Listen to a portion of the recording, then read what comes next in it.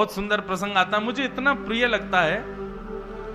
जगन्नाथ भगवान के एक परम भक्त हुए श्री माधव दास, बड़े विद्वान थे, बड़े ज्ञानी थे, पर रहनी सहनी करनी और स्वरूप ऐसा कि देख के आदमी को यूं समझे अरे बच्चा कोई गरीब है बेचारो, ऐसी डुल्लो है, लेकिन बड़े विद्वान थे। काशी का एक विद्वान, उसका एक ही काम था जगह जगह जाना और वहां के विद्वानों को चुनौती देना कि आओ मुझसे शास्त्रार्थ करो। एक बार उसको काशी के किसी विद्वान ने कहा, सुनो तुम सबसे शास्त्रार्थ करते रहते हो, तुम में हिम्मत है तो जगन्नाथपुरी के माधव दास को हरा के दिखाओ। बोले हरा दिया तो? बोले तुम मान जाऊंगा मैं तुमको कि तुम विद्वान हो, तुम जाओ पुरी में जाके माधव दास से शास्त्रार्थ करो, उसको हरा दो, और सुनो एक भोजपत्र में उनसे लिखवा के लाना कि वो तुमसे हार गए और नीचे उनका हस्ताक्षर हो माधव दास, तब मैं मानूंगा कि तुमने उनको हरा दिया। काशी का विद्वान पहुंच गया जगन्नाथपुरी, पूछते पूछते कहां है माधव दास, पहुंच गए उनके कक्ष में।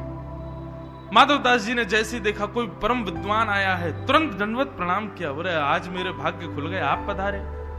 विद्वान ने कहा, देखो भैया हम तुमसे शास्त्रार्थ करने आए हैं, तुमको हराने आए हैं। माधव दास बोले शास्त्रार्थ मत करो, मैं पहले ही हार गया, मैंने स्वीकार कर ली कि मैं हार गया। नहीं नहीं नहीं, शास्त्रार्थ करो हमसे। माधव दास जी बोले शास्त्रार्थ क्या करना भगवान, आप मेरी कुटिया पे पधारे हैं, मैं मान गया ना कि मैं हार गया, आप जीत गए मैं हार गया। बोले तो फिर इस पे भोजपत्र पे लिखो कि तुम हमसे हार गए।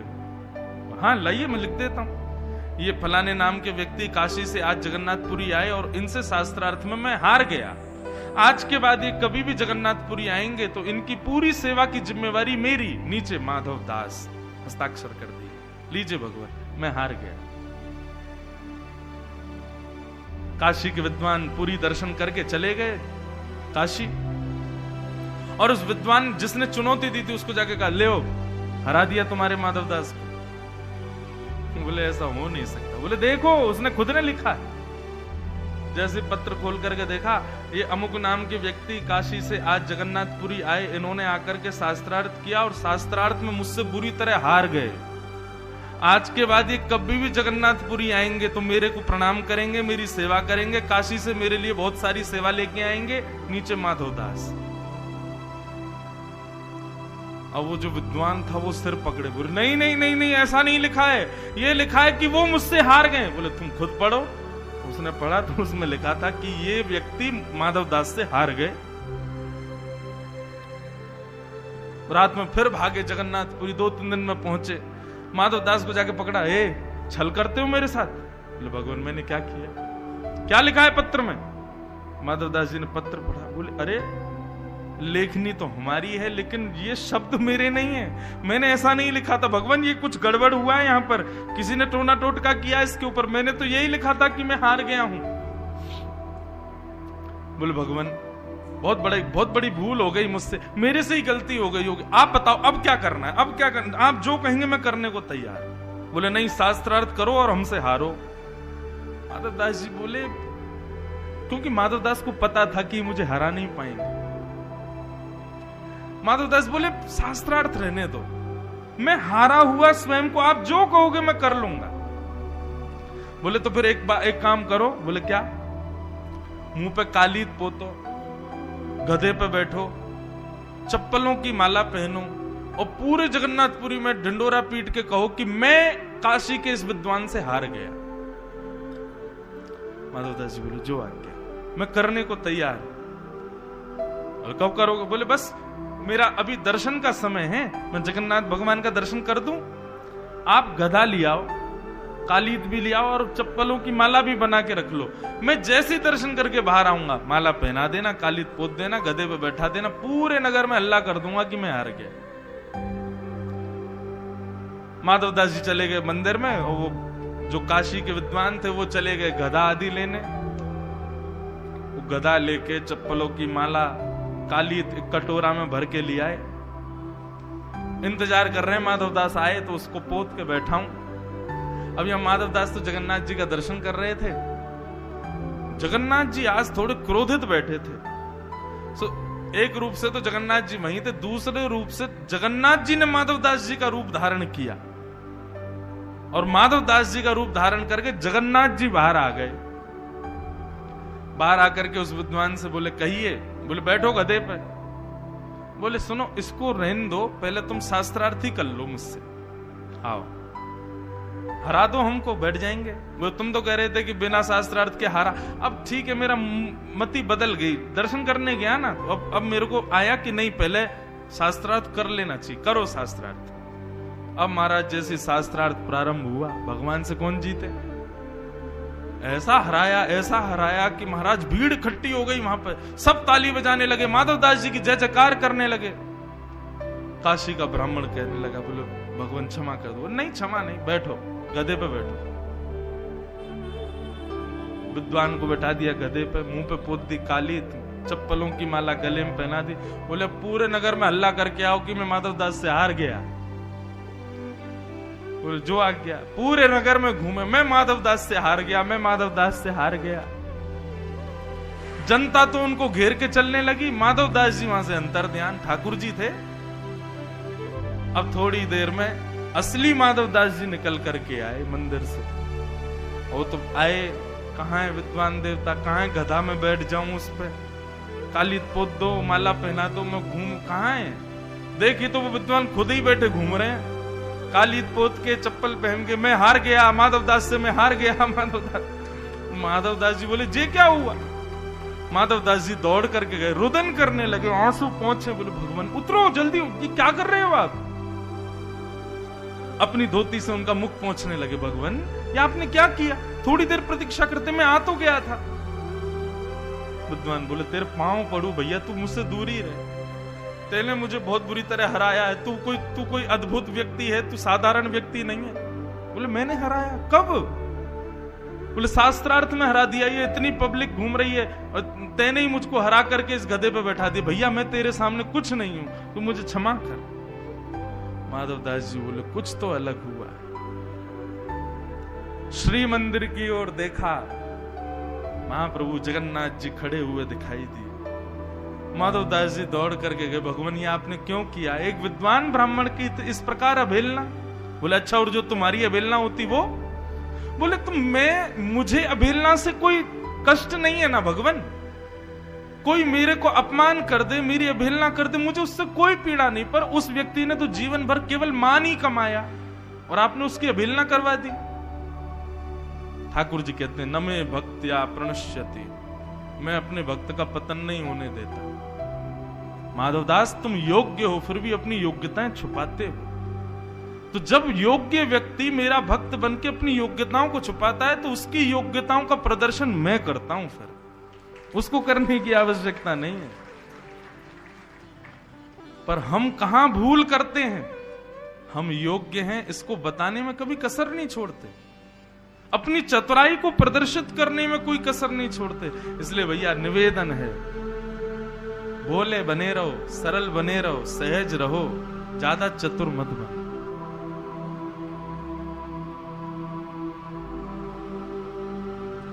ठाकुर जी ने गिरिराज जी उठाए, लेकिन ब्रजवासी अब भी लालाते 56 भोग ही उठवा रहे हैं। लाला ले 56 भोग उठा के हमारी बैलगाड़ी में धर दे। कोई यूं ना विचार कर रहा है यार 7 दिन गिरिराज जी उठाए, भैया अब तो मत कहो ऐसे। सब इतने सहज, ठाकुर जी को यही सहजता सरलता प्रिय है। ब्रजवासी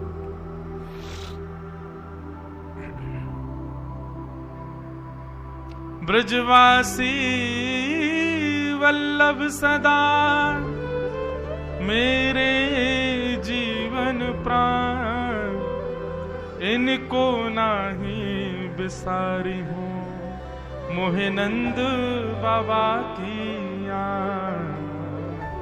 ठाकुर जी कहते हैं ब्रजवासी वल्लभ सदा मेरे जीवन प्राण, इनको ना ही बिसारी हूं। बंधुओं, हमारे श्री जगन्नाथ जी ना, उनके कई चरित्रों में आता है कि जगन्नाथ जी अब तो नहीं, पर प्राचीन काल में जब साधन नहीं होते थे, तब ब्रज से कोई दर्शन करने के लिए निकलता था ना, तो जगन्नाथ जी के चेहरे पर एक अद्भुत प्रसन्नता दिखती थी। पुजारी लोग समझ जाते थे जरूर कोई 4-5 दिन में ब्रज से आ रहा होगा, इसीलिए देखो जगन्नाथ जी के गाल तक उठे गए हैं, ये अधर ऐसे अधर हो गए हैं। और जगन्नाथ जी संकेत कर देते थे पुजारियों को, सुनो बढ़िया व्यवस्था रखना, कक्ष आदि खाली करवा दो, बढ़िया सोने की व्यवस्था कर दो। क्यों? 5-6 दिन में कुछ मंडली आ रही है ब्रज से, मेरे ब्रजवासी भक्त आ रहे हैं, उनकी खूब सेवा करना। प्राचीन भारत में कोई ब्रज से पहुंच जाए तो महाराज अपने घर के जमाइयों की तरह उसकी सेवा करते थे। क्यों? ये हमारे ठाकुर जी के प्रिय है, ब्रजवासियों से इतना प्रेम।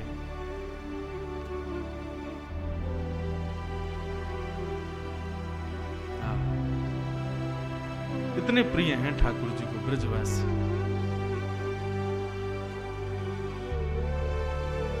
बंधुओं, हमारे ब्रज में रासलीलाएं होती हैं। आजकल रासलीलाओं को बड़ा कमर्शियल समझते हैं लोग। जैसे एक मंच पर नाटक करने वाले लोग नहीं होते, ऐसे उनको देख लिया जाता है। पर आपसे एक विनती करूं, मैं रोज सत्संग श्रवण करता हूं, हमारे ब्रज के इतने महापुरुष हैं, सबके सत्संग सुनता रहता हूं। पूज्य पिताजी की कथा, कभी किसी की कभी किसी की। मल्लुपीठ वाले महाराज जी की कथा सुन रहा था, बहुत सुंदर एक प्रसंग उन्होंने सुनाया कथा में, सत्य घटना। क्या कि बंधुओं, वे निवेदन कर रहे थे कि बालक यदि सिर पर मुकुट पहन ले और वस्त्र आभूषण ठाकुर जी जैसे पहन ले तो वो निश्चित है कि वो भगवान ही है फिर। लेकिन यदि वो बालक ब्रजवासी है तो किंचित भी भेद मत समझ लेना कि ये कोई और होगा, यही समझ लेना ये ठाकुर जी ही हैं इस वक्त, और उस समय चरण पकड़ लेना।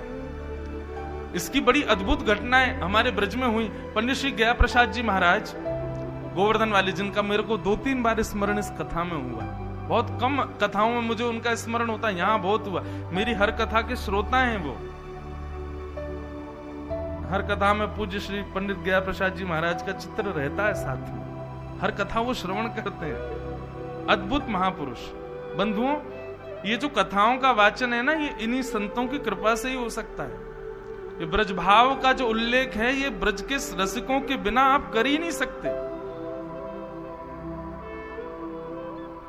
तो पूज्य महाराज जी, बहुत ध्यान से सुनना एक विषय, ब्रजवासियों की महिमा। तो पूज्य महाराज जी नाम में खूब निष्ठा रखते थे, कथा में खूब निष्ठा रखते थे, दर्शन में गोवर्धन परिक्रमा में भी निष्ठा रखते थे, लेकिन रास के जो स्वरूप बनते हैं उनमें ज्यादा निष्ठा नहीं थी उनकी। उनको लगता था ऐसे साधारण बालकों को मुकुट पहना करके रासलीला में नचा देते हैं, ऐसा ही स्वरूप है इसका। किसी ने उनसे जाके कहा, बोले बाबा ऐसी दृष्टि मत रखे करो, ये साक्षात श्यामा श्याम ही है। बोले भैया यार देखो, तुम्हारी भावना ऐसी होगी श्यामा श्याम की, मोह तो ये लाला लाली से ही दिखे, बाकी पिताजी बाकी माताजी ऐसे बालक आपने खड़े कर दिए हैं, ये मेरी दृष्टि में तो सामान्य बालक है। कई रसिक जनों ने उनसे कहा, नहीं बाबा आप विचार तो करो एक बार कि ये श्यामा श्याम है। बोले ठीक है, आज करूंगा। पंडित श्री गया प्रसाद जी महाराज रात्रि में गए और जाकर के रासलीला जब चल रही थी वहां जाके बैठ गए। उनके मन में भाव आया, बोले जो ठाकुर जी भ्रमण कर रहे हैं ना, मंच पर लीला कर रहे हैं, यदि इन्होंने अमरूद एक बार खा के और अपना उच्छिष्ट मेरे को आके खिला दिया तो मैं मान जाऊंगा कि ये साक्षात कृष्ण है।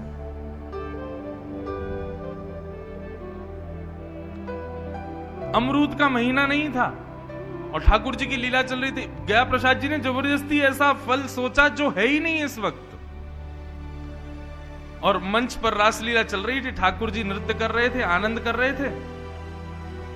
इतने में ही पता नहीं किसी वैष्णव ने, जैसे यहां लाके माताएं रख देती हैं, ऐसी किसी वैष्णव ने एक थैली धर दी, उसमें अमरूद ही रखे थे। ठाकुर जी लीला करते करते गए, थैली खोली, अमरूद निकालो, एक बार खायो, और खाती दूर बैठे पंडित जी को ही देखा और दौड़ करके गए और पंडित जी गोद में बैठ के बोले मुंह खोलो। मुंह खोलते ही उनके मुख में दे दिया, बोलो पाओ। पंडित श्री गया प्रसाद जी महाराज स्तब्ध हो गए। उनको अपने नेत्रों पर विश्वास नहीं हुआ, ये वास्तव में श्याम सुंदर। बस वो दिन का दिन पंडित जी महाराज ने कभी भी मुकुटधारी किसी बालक को देखा तो कृष्ण रूप में ही देखा। दंडवती करते। एक बार पर्दा लगा हुआ था मंच का, और पीछे ठाकुर जी जो स्वरूप बनते थे, स्वरूप सरकार, उनको स्वरूप सरकार बोलते हैं, स्वरूप सरकार लेटे हुए थे। अच्छा, एक और बात बताऊं, आजकल वृंदावन में बहुत सारे स्वरूप रोडों पे घूमते हैं भैया। वो तो देखो, इतना विवेक तो होना चाहिए हमको कि कौन वास्तविक स्वरूप में है और कौन केवल धन कमाने के स्वरूप में है। कई सारे लोग बड़े विचित्र तरीके से आजकल घूमते हैं। शादियों में जाएंगे, वहां पे होली नृत्य करके दिखाएंगे वृंदावन